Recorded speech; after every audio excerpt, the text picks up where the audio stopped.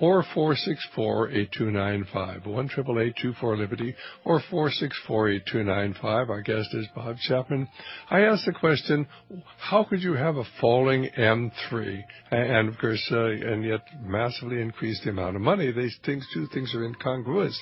Well, M3 represents all the money in circulation out there, and I learned this from Bob, that basically when you actually tie up all the bank's money by paying the banks not to lend it, then of course you shrink the amount of money that's out there, because they can lend up to 10 to 1, 21, 40 to 1. So suddenly they're not lending, and that decreases the M3, and you can pour all the money you want to into, but unless you, of course, are expanding the monetary supply through the fractional reserve system, the whole thing begins to collapse, and that's why M3 is falling, despite all the money they put out. Well, this is Dr. Stan. Our guest is Bob Chapman from the International Forecaster. We have George on the line from Toronto. We have Henry calling from Connecticut.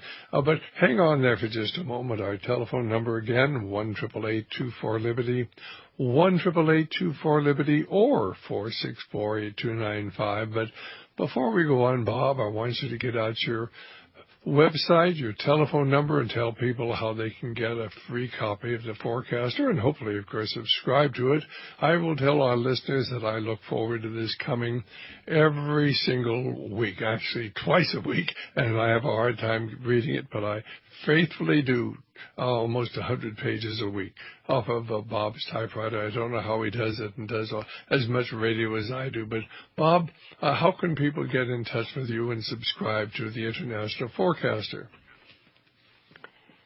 The Forecaster is about business, finance, economics, and social and political issues all over the world.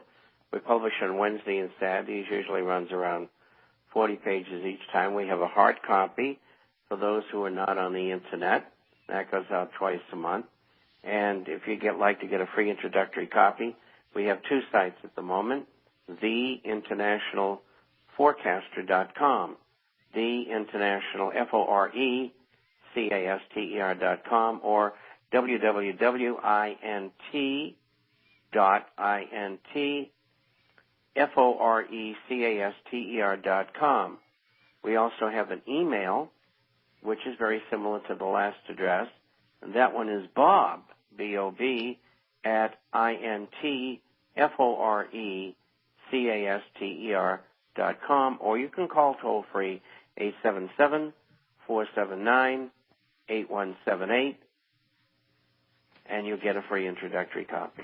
All right, fine. Well, we have George from Toronto, and George was simply asking, in Canada, he's got all the money in a retirement fund, but the people who are in charge of the retirement fund don't like gold and silver, and Bob said, well, just change to another fund, or at least to another broker there that can handle the money for you. And so, George, did you have another question for Bob? Yeah, I just want to ask Bob, it seems like platinum seems to have been maybe outperforming gold so far this year. Would you be an investor in platinum at all? Well, I think the great gains of platinum have already been made versus gold, and also palladium as well.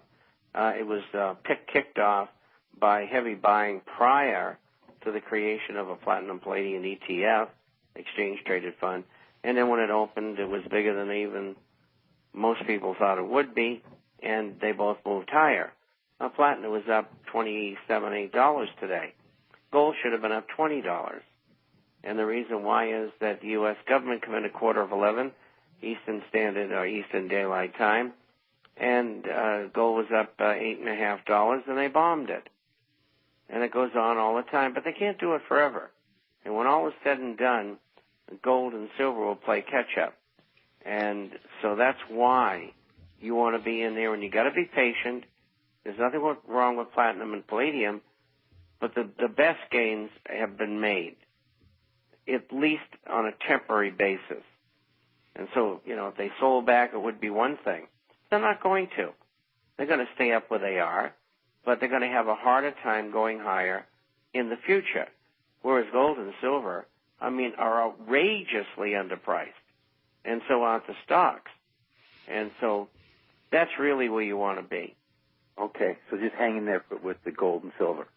Okay, thank you, Bob. And if your broker won't comply, find another one that will. Okay, thanks so much, George. And let's go to Henry calling us from Connecticut. Again, our number 1-888-24-LIBERTY, 1-888-24-LIBERTY, or 464-8295. And hi, Henry. Do you have a question for our guest? Yeah, I do. Actually, a couple. All right, as far as economies go, because you're a newsletter and you cover different economies, with the U.S. and the Euro and, that sort of thing. I mean, basically, he covers China, he covers Japan, he covers, Sydney, Australia. But I'm not going to go there. All right, as far as France goes, compared to Switzerland, as far as economy situation goes, if somebody were to relocate, I'm more interested in the Germanic countries like Switzerland or Austria or Norway. But one time I think I heard you say that the French, even after the Euro thing is over, the French economy might be kind of stable or to a point or something. I mean, what is your idea? Let's say if somebody were relocating to a section of Europe, what would your opinion be about France? And I have asked a couple other countries, but as far as France, you can give me the scope. Well, I think France is good, but it's not as good as Switzerland and Germany. And it's as simple as that. The French, I lived in France, and I lived in Geneva as well, which is a French enclave, we'll call it. Right. And, in fact, I went to school there for French. And the French are very introspective people. They're not easy to get along with. They're extremely social conscious, particularly if they're Parisians. They think everybody else in France is some sort of a Teutonic wild beast or something. And, you go to Paris and you start speaking French and they say, je ne comprends plus, which of course means I don't understand you because, I'm not from Lyon or Marseille and your French stinks, but their attitude to each other as well as everybody else is not very good. Oh, you mean the French? Yeah. Okay. The attitudes toward people are better in Switzerland, but even better in Germany. And Germans a little bit more laid back than the other two groups, even though half of Switzerland speaks German, Schweizerdeutsch. And so, it all depends on what, you're looking for. The cost of living is more expensive in Switzerland.